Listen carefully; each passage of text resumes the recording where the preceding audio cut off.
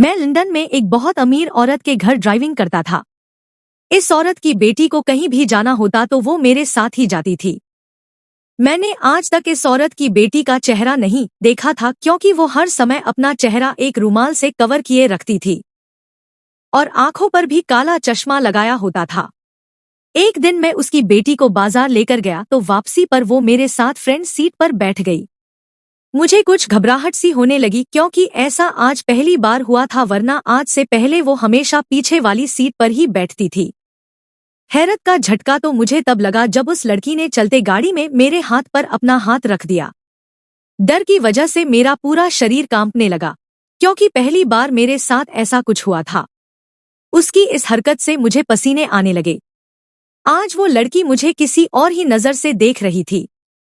उसके देखने से मुझे खुद को शर्म महसूस हो रही थी। मैंने गाड़ी की स्पीड तेज कर दी और जल्दी से घर पहुंच गया। मैं अपने कमरे में बैठकर उस लड़की की आज की हरकत के बारे में सोच रहा था कि उस औरत ने मुझे अपने कमरे में बुला लिया और जो बात उसने मुझसे कही वो सुनकर तो मेरे होश उड़ गए। वो मुझसे कहने लगी कि तुम मेरी बेटी से शादी कर लो, इसके बदले मैं तुम्हें बहुत ज्यादा दौलत दूंगी और अगर तुमने मेरी बात नहीं मानी तो मैं तुम पर झूठा इल्जाम लगाकर तुम्हें पुलिस के हवाले कर दूंगी। मैं उसकी लड़की से शादी नहीं करना चाहता था क्योंकि मैं हिंदुस्तान में किसी और लड़की को पसंद करता था, लेकिन अपनी गरीबी और इस औरत की धमकी से डरकर मैंने उसकी बेटी से शादी करने के लिए हाँ कर दी। उसने मुझसे ये भी कहा अगर तुम चाहो तो 2-3 महीने बाद मेरी बेटी को डिवोर्स दे देना। बस यही सोचकर मैंने शादी कर ली, मगर शादी की रात उस लड़की ने मेरी हालत ही खराब कर दी। मेरी तो आत्मा ही कांप गई जब उस लड़की ने मुझे लंदन आए हुए 1 महीना होने वाला था, लेकिन अभी तक मुझे यहाँ कोई अच्छी नौकरी नहीं मिल रही थी। मेरे यहाँ आने का किस्सा भी अजीब ही था। अगर मैं किसी को बताता तो वो मेरी बात पर यकीन नहीं करता। मैं तो सपने में भी नहीं सोच सकता था कि मुझे यहाँ आने का मौका मिलेगा। मैं अपने घर की गरीबी की वजह से बहुत ज्यादा परेशान था क्योंकि मेरे घर पर मेरी जवान बहनें बिन ब्याही बैठी थी और उनकी शादी की उम्र निकलती ही जा रही थी। उनकी शादी सिर्फ इस वजह से नहीं हो पा रही थी क्योंकि हमारे पास दहेज का इंतजाम नहीं था। एक दिन मैं सड़क पर परेशान बैठा था कि एक आदमी बड़ी सी गाड़ी में मेरे पास आया और कहने लगा तुम मुझे परेशान लग रहे हो, अगर तुम चाहो तो मैं तुम्हारी मदद कर सकता हूँ। मैंने कहा तुम जाओ यहाँ से, मैं इस समय बहुत ज्यादा परेशान हूँ, मेरा दिमाग खराब मत करो। वो कहने लगा कि मैं तो तुम्हें नौकरी देने आया था, अगर तुम मेरी बात नहीं सुनना चाहते तो ठीक है, तुम्हारी मर्जी, मैं यहाँ से चला जाता हूँ। मैंने कुछ सोचकर उससे कहा कि ठीक है, रुक जाओ, मुझे पूरी बात बताओ, लेकिन मैं अंदर ही अंदर डर भी रहा था कि कहीं ये आदमी कोई फ्रॉड तो नहीं है। लेकिन वो आदमी कहने लगा फिक्र मत करो, अगर अपने हालात बदलना चाहते हो तो मेरे साथ चलो, मैं तुम्हें विदेश भिजवा दूंगा, तुम वहां मेहनत करके अपने हालात बदल सकते हो। मैं विदेश जाने के बारे में सुनकर फौरन खड़ा हो गया।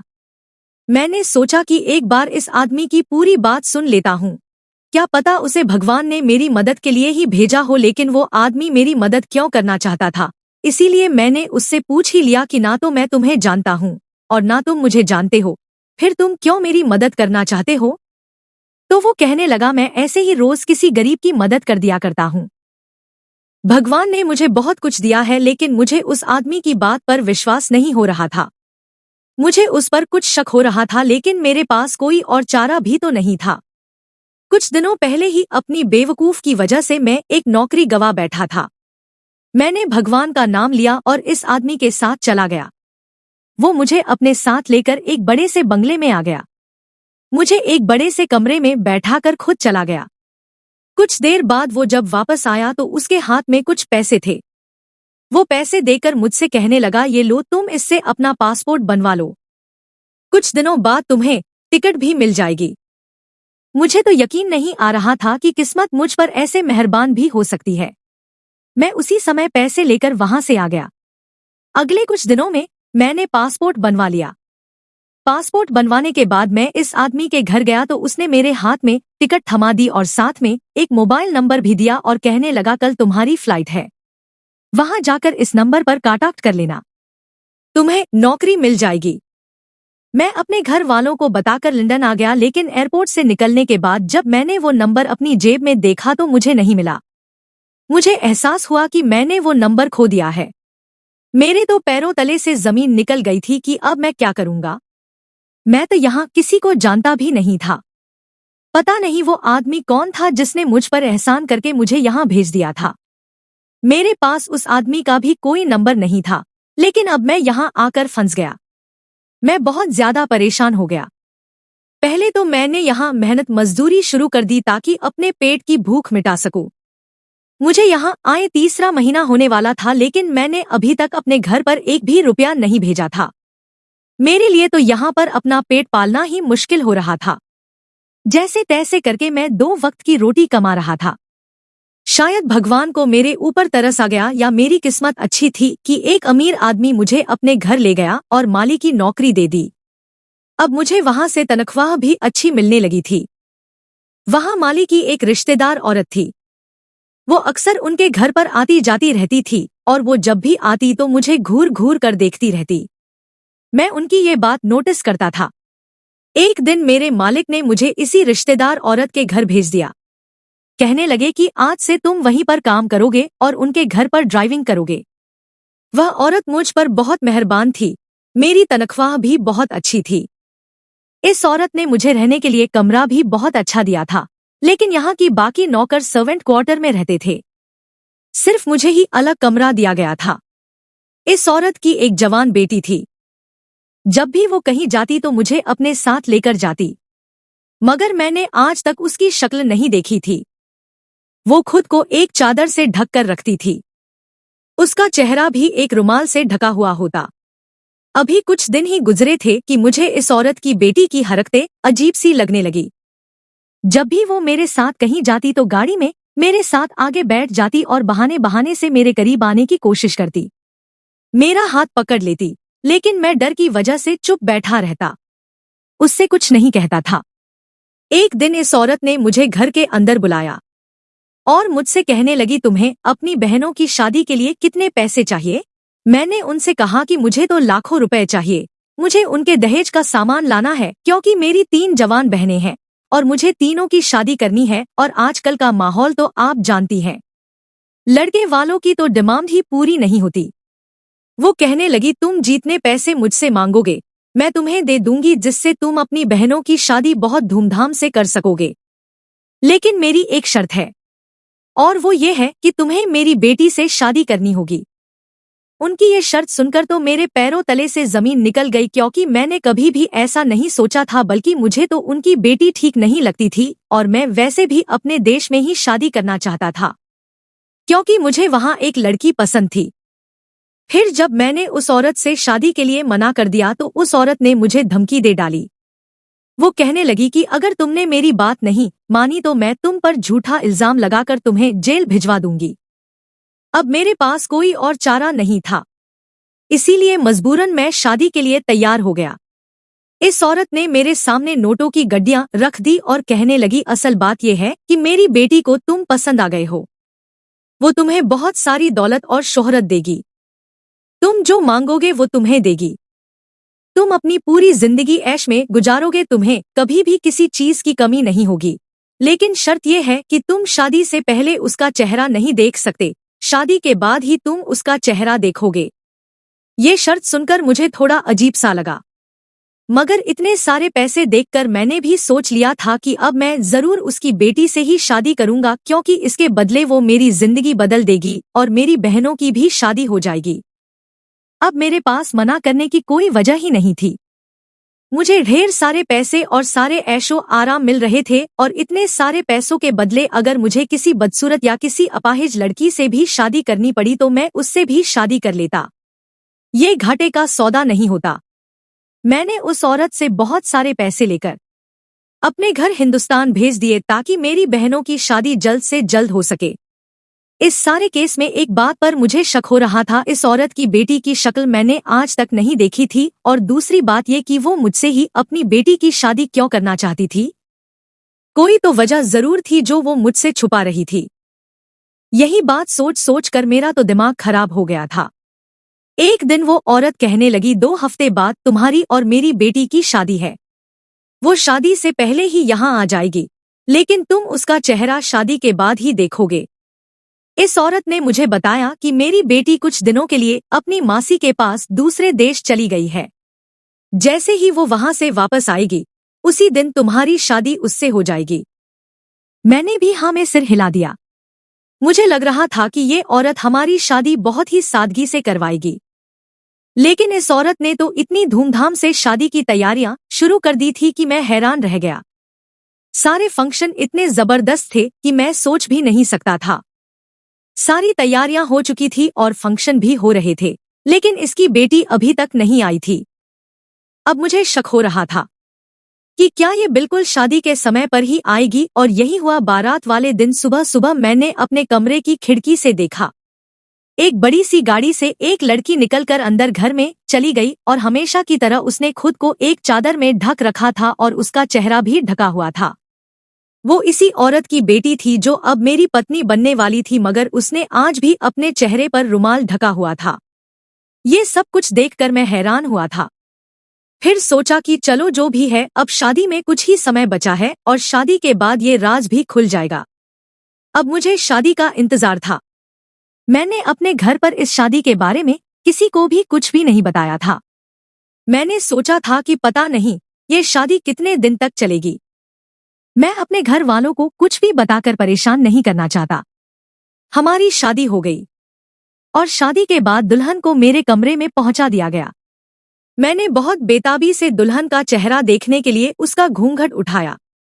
जैसे ही उसका चेहरा मैंने देखा, मेरे तो होश उड़ गए। उस औरत ने कहा था कि मैं तुम्हारी शादी अपनी बेटी से करवाऊंगी, मगर ये दुल्हन के रूप में जो लड़की मेरे सामने बैठी थी वो कोई और लड़की नहीं थी, बल्कि वो तो मेरे मुंह से ही चीख निकलते निकलते रुक गई। मेरा पूरा शरीर कांप रहा था और फिर एकदम मेरे सामने मेरा अतीत आ गया था, जब मैं हिंदुस्तान में था। मेरा नाम अविनाश है और मैं एमए करने के बाद नौकरी के लिए मारा मारा सड़कों की धूल छान रहा था। हर नौजवान की तरह मेरा भी हिंदुस्तान से बाहर रहने का सपना था। मोबाइल पर बाहर रहने वालों की जिंदगी की वीडियो देख देख कर मेरा भी सपना हो गया था कि काश मेरा भी किसी बाहर के देश में वीजा लग जाए और मैं भी वहीं रहने चला जाऊं। मैं सबसे बड़ा भाई था और मुझसे छोटे 5 बहन भाई और थे। कभी कभी तो मुझे अपने माता पिता पर भी बहुत गुस्सा आता था कि उन्हें इतने बच्चे पैदा करने से पहले अपने ऊपर और अपने घर के हालात को और हमारी गरीबी को देख लेना चाहिए था। क्या था अगर वो कम बच्चे पैदा कर लेते? कम से कम मेरी जिंदगी तो आसान होती। घर का बड़ा बेटा होने के नाते मेरे कमजोर कंधों पर बहुत सारी जिम्मेदारियां थी। मैंने एमए के बाद ही नौकरी करनी शुरू कर दी थी। सुबह में मैं कॉलेज जाता और शाम में मैं जॉब करता था। ऐसे ही मैंने अपनी पढ़ाई कंप्लीट कर ली और फिर नौकरी के लिए सड़कों की धूल छाननी शुरू कर दी। लेकिन आज के समय में नौकरी मिलना कोई आसान काम नहीं है। बड़ी मेहनत के बाद और बहुत मुश्किल से एक बड़े साहब के यहाँ ड्राइवर की जॉब मिल गई। सैलरी भी अच्छी खासी थी, इसलिए मैं खामोशी से वहाँ काम करने लगा। सुबह 7 बजे से ही मैं अपनी नौकरी पर चला जाता था और साहब की बेटी को दफ्तर छोड़ने चला जाता। कभी दोपहर को 2 बजे तो कभी शाम को 5 बजे मैं मैडम को ऑफिस से घर वापस लाता। मुझे इसके अलावा और कुछ काम नहीं था। बाकी समय में मैं फ्री ही रहता, क्योंकि मेरा काम सिर्फ साहब की बेटी को ऑफिस छोड़ने जाना और लेने जाना था। साहब की बेटी ने हमेशा अपना चेहरा कवर किया होता था। मैंने अभी तक उसका चेहरा नहीं देखा था और ना ही मुझे देखने की कोई ख्वाहिश थी, क्योंकि मैं वहां पर सिर्फ अपना काम करने जाता था और मैं नहीं चाहता था कि मेरी किसी हरकत की वजह से मैं इस नौकरी से निकाला जाऊं, क्योंकि मेरे घर के हालात भी ऐसे नहीं थे कि मैं कुछ दिन भी घर बैठकर खा सकूं। मेरे दोस्त मुझे समझाते थे अपने मालिक की बेटी को अपने प्यार के जाल में फंसा लो, क्योंकि वो एक करोड़पति बाप की बेटी है और तुम भी कुछ कम स्मार्ट नहीं हो। अगर उसे एक बार तुम पसंद आ गए तो सारी जिंदगी तुम्हारी मौज में कटेगी।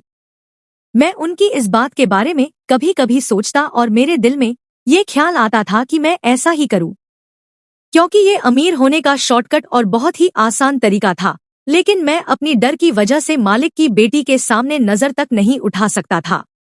इस लड़की ने भी कभी मुझसे बात करने की कोशिश नहीं की थी, बल्कि मुझे तो ऐसा लगता था कि वो शायद गूंगी है, क्योंकि इस 1 महीने के बीच में मैंने उससे बात करते हुए कभी भी नहीं सुना था।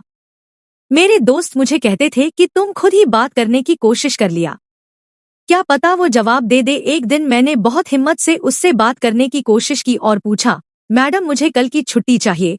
कल मैं आपको छोड़ने और लेने नहीं आ पाऊंगा, मुझे कुछ जरूरी काम है।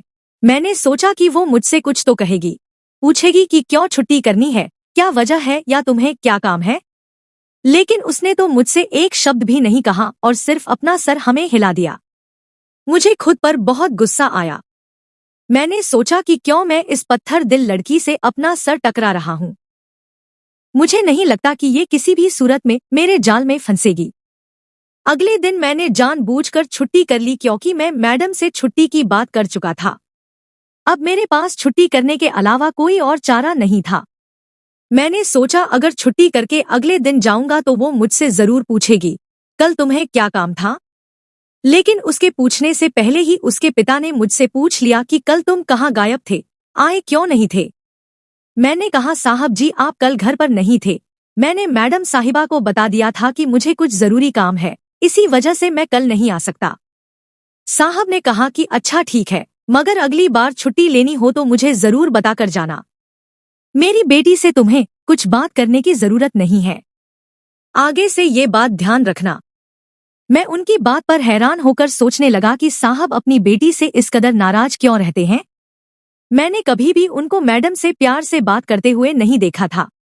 एक दिन घर के पुराने नौकर से मालूम हुआ कि वो साहब की बेटी नहीं है, बल्कि साहब के भाई की बेटी है। उसका नाम खुशबू है, लेकिन सब उसे रिया मैडम कहते हैं।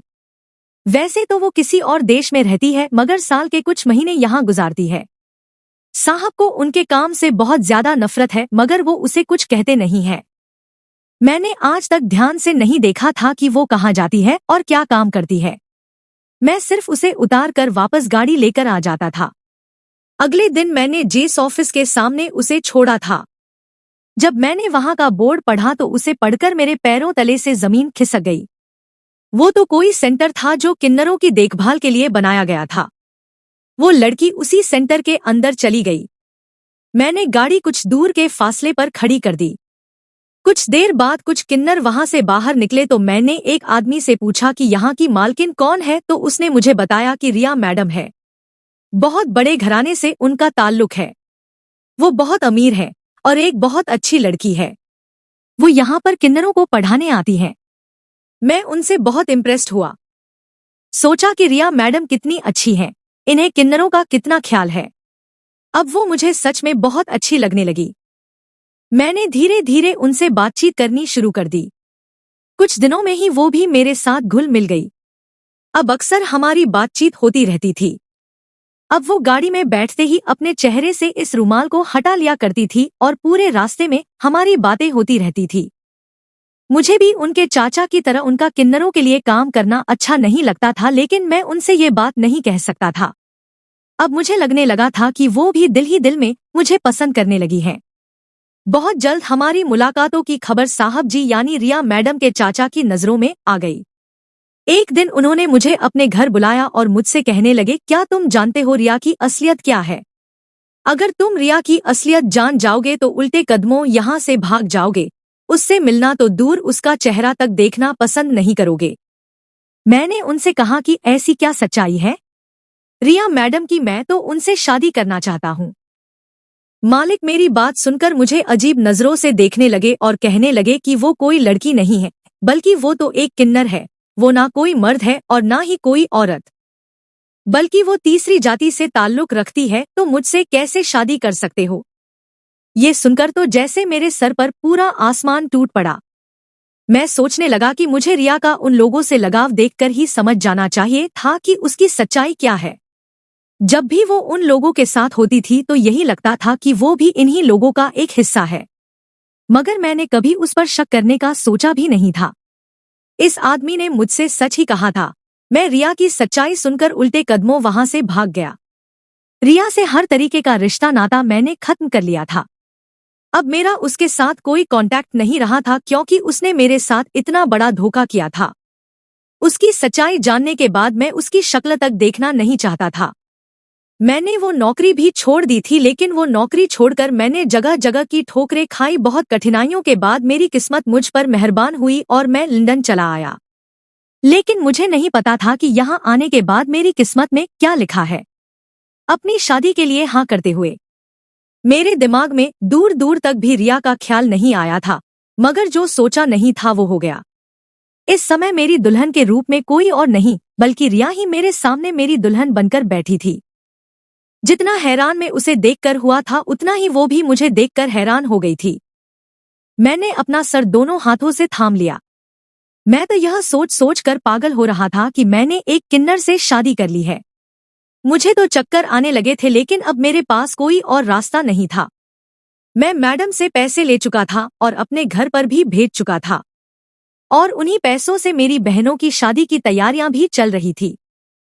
अगर मैंने मैडम से पैसा नहीं लिया होता तो मैं इसी समय वहां से भाग जाता।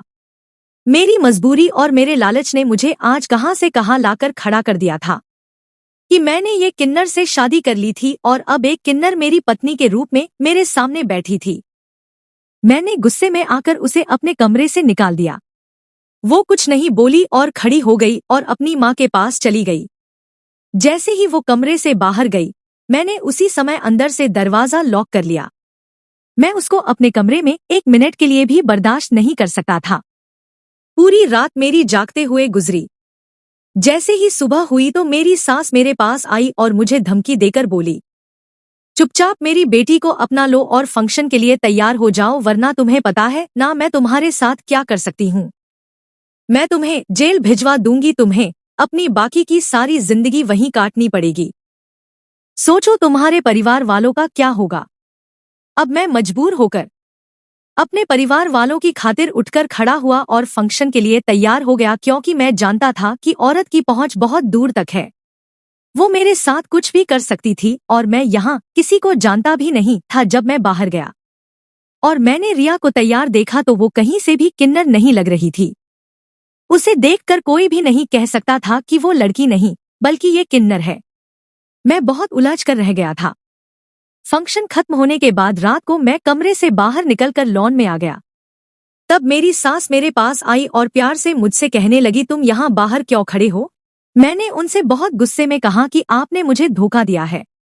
आपने मुझसे कहा था कि मेरी शादी आपकी बेटी से होगी, यानी एक लड़की से, लेकिन आपने मुझे धोखा दिया और मेरी शादी एक किन्नर से करवा दी। आपने मेरी मजबूरी का फायदा उठाया। वो कहने लगी, तुम्हें किसी ने गलत खबर दी है। मेरी बेटी किन्नर नहीं है बल्कि सच्चाई कुछ और ही है जो तुम नहीं जानते। मैंने गुस्से में कहा कि मुझे कोई सच्चाई नहीं सुननी, बस आप मेरी जान छोड़ दें।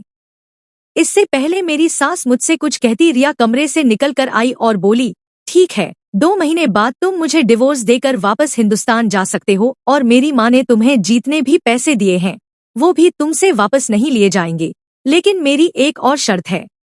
मैं रिया की ये बात सुनकर बहुत ज्यादा खुश हो गया कि चलो 2 महीने बाद ही सही, मेरी जान तो छूट जाएगी। इस 2 महीने के लिए उसकी शर्त ये थी कि दूसरे लोगों के सामने मुझे उसका एक अच्छा पति बनने का नाटक करना होगा, क्योंकि अभी हमारी शादी हुई थी और अब हमें रोज दावतों पर जाना पड़ रहा था। मैं बहुत हैरान होता और सोचता रहता था कि यहाँ लंदन में क्या कोई भी रिया की असलियत नहीं जानता कि वो क्या है। इन 2 महीनों के अंदर मैंने उस पर पूरी नजर रखी, लेकिन मुझे कोई भी ऐसी वैसी बात पता नहीं चली। दिन के समय मुझे हर वक्त उसके साथ रहना पड़ता था, लेकिन रात होते ही मैं दूसरे कमरे में चला जाता और वो अपने कमरे में जाकर सो जाती। ऐसे ही करते करते 2 महीने पूरे हो गए। मैंने डिवोर्स के पेपर तैयार करवा लिए थे। मेरी सास मुझसे कहने लगी कि तुम एक बार फिर से सोच लो, अभी भी समय है। तुम सच्चाई नहीं जानते हो, वरना ऐसा ना हो कि जब तुम्हें सच मालूम हो तो तुम्हारे पास पछताने के अलावा और कोई चारा ना बचे और तुम हाथ मलते रह जाओ और अपने किए पर जिंदगी भर पछताते रहो। मैं समझ गया था कि वो मुझे रोकने के लिए ऐसे हथकंडे इस्तेमाल कर रही हैं। वो मुझे इमोशनली ब्लैकमेल करके अपनी बेटी के साथ ही रखना चाहती है, लेकिन मैं हिंदुस्तान वापस जाने का फैसला कर चुका था। मैं उसे डिवोर्स देकर वापस आ गया। अब यहाँ आकर मुझे एक नए सिरे से अपनी जिंदगी की शुरुआत करनी थी। यहाँ मेरे पास कोई नौकरी भी नहीं थी, इसलिए मैंने मेहनत करनी शुरू कर दी। जो मेरे दिल में सपने थे वो सब खत्म हो गए थे। 3 साल की कड़ी मेहनत करने के बाद मैं एक छोटा सा बिजनेस खड़ा करने में कामयाब हो गया था। इसी काम के सिलसिले में एक बड़े ब्रांडी के ऑफिस में मीटिंग करने मुझे अपने दोस्त की कंपनी में जाना पड़ा। तो वहां उस ऑफिस में रिया को देखकर तो बहुत ज्यादा हैरान रह गया और ये जानकर तो मैं दंग ही रह गया कि अब वो मेरे दोस्त की पत्नी है। मैंने अपने दोस्त को सबके सामने खींचकर कहा कि ये तुमने क्या किया, तुमने किससे शादी कर ली। मेरा दोस्त मेरा हाथ पकड़कर मुझे उसी समय दूसरे कमरे में ले गया और मुझसे कहने लगा कि यहाँ ड्रामा करने की जरूरत नहीं है। मैंने कहा, क्या तुम जानते हो कि तुमने किससे शादी की है? वो कहने लगा, हाँ मैं जानता हूँ और मैं वो सब भी जानता हूँ जो तुम नहीं जानते। मैं कहने लगा कि तुम पागल हो गए हो। मेरे दोस्त ने मुझसे कहा कि मैं कोई पागल नहीं हूँ, बल्कि मैं रिया की पूरी सच्चाई जानता हूँ। रिया एक किन्नर नहीं है, बल्कि वो एक बहुत अच्छी लड़की है। जब वो पैदा हुई थी तो डॉक्टर को ऐसा लगा था कि वो किन्नर है, मगर 15 साल की उम्र में कुछ बीमारी के रहते हुए उसका एक ऑपरेशन हुआ। तब वो एक लड़की बन गई, लेकिन उसके खानदान वालों ने इस बात पर यकीन नहीं किया और रिया की पड़ोसियों और खानदान वालों ने कहना शुरू कर दिया कि वो एक किन्नर है। लोगों की बातों से तंग आकर रिया के माता पिता उसे लंदन लेकर शिफ्ट हो गए। अपनी पढ़ाई कंप्लीट करने के बाद रिया ने किन्नरों के लिए कुछ करने का सोचा, क्योंकि उस पर सिर्फ किन्नर होने का इल्जाम ही लगा था। वो किन्नर नहीं थी, फिर भी लोगों और उसके अपने खानदान वालों ने ही उसकी जिंदगी बना दी थी। उसके अपने ही उसे ताना देते थे। अब वो सोचने लगी थी कि जो लोग सच में मुझ जैसे हैं, यानी किन्नर हैं, तो उन लोगों के लिए जीना कितना मुश्किल होता होगा। इसलिए वो साल के कुछ महीने हिंदुस्तान में रहने के लिए आती थी और उसने एक सेंटर खोल लिया था। उसके इस काम की वजह से उसके रिश्तेदारों का शक और ज्यादा बढ़ गया था कि वो लड़की नहीं बल्कि ये किन्नर ही है। इसी बीच रिया की मुलाकात तुमसे हुई। तुम उसे अच्छे लगने लगे और वो बहुत जल्द ही तुमसे मोहब्बत करने लगी। लेकिन तुम भी और लोगों की तरह ही निकले और उसके चाचा की बातों में आकर उसे छोड़कर भाग गए। तुम्हारे जाने के बाद रिया बहुत ज्यादा बीमार पड़ गई थी। जब उसकी माँ को तुम्हारे बारे में पता चला तो उसने तुम्हें लंदन बुलाया। तुम्हारे जाने के सारे इंतजाम भी उन्होंने ही किए थे। वह किसी भी हाल में अपनी बेटी का दिल और घर बसाना चाहती थी, इसीलिए तुम्हें मजबूर करके और तुम्हें पैसों का लालच देकर तुम्हारी शादी उन्होंने रिया से करवा दी। वह सोच रही थी कि शादी की रात तुम्हारी सारी गलतफहमियां दूर हो जाएंगी और तुम्हें सच्चाई पता चल जाएगी कि रिया किन्नर नहीं बल्कि एक लड़की है। लेकिन तुम तो इतने पत्थर दिल निकले कि तुमने रिया की बात सुनना गंवारा नहीं किया कि उसे अपने कमरे से निकाल दिया। तुम रिया को वही समझ रहे थे जो तुम्हें लोगों ने बताया था। अगर तुम एक बार भी उससे बात कर लेते तो तुम्हें सच्चाई पता चल जाती, मगर तुम उसे डिवोर्स देकर यहाँ वापस आ गए। तुम्हारे जाने के बाद एक बार फिर से यह बहुत ज्यादा टूट गई थी। उस समय मैंने उसे सहारा दिया और इसकी सारी सच्चाई जानने के बाद मैंने उसे शादी के लिए प्रपोज किया। अब हम वहां से हमेशा के लिए हिंदुस्तान आ गए। ये सारी बातें मुझे खुद रिया ने अपने मुंह से बताई थी, ताकि कल को मैं उसे तुम्हारी तरह छोड़कर न चला जाऊं। ये सब बातें सुनकर मैं तो ऐसा हो गया था जैसे मेरे जिस्म में जान ही न हो। ये मैंने क्या कर दिया था? मैंने अपने हाथों से ही अपने पैरों पर कुल्हाड़ी मारी थी। मेरा दोस्त 6 सालों से विदेश में धक्के खा रहा था, लेकिन उसे कोई अच्छी नौकरी नहीं मिली थी और अब रिया से शादी करने के बाद वो आज इतनी बड़ी कंपनी का मालिक बन बैठा था। मेरा दोस्त मुझसे कहने लगा कि किस्मत ने बार बार तुम्हारे दरवाजे पर दस्तक दी, मगर तुमने लोगों की बातों में आकर हर बार उसे धुतकार दिया। तुम बहुत बदकिस्मत हो कि रिया जैसी लड़की को तुमने छोड़ दिया। सारी बात पूरी होने के बाद मैं बहुत दुख के साथ इस ऑफिस से बाहर निकल कर आ गया। इन सब में सारा कसूर मेरा अपना था। सारी गलती मेरे अकेले की ही थी। काश मैं उस समय रिया की बात सुन लेता तो आज रिया मेरी पत्नी होती। मैंने तो उसके साथ बहुत गलत किया था, इसलिए शायद भगवान ने उसे मुझसे दूर करके उसे एक अच्छे जीवन साथी के साथ दे दिया था। अब मेरे पास पछतावे के अलावा और कुछ भी नहीं था। काश सारी जिंदगी मेरे साथ ही रहना था, क्योंकि मेरे जैसे बेवकूफ की सजा यही होती है कि वो काश के सहारे ही अपनी जिंदगी गुजार ले। मित्रों, अगर आपको ये कहानी अच्छी लगी तो लाइक करें और चैनल को सब्सक्राइब करें। वीडियो के अंत तक बने रहने के लिए धन्यवाद।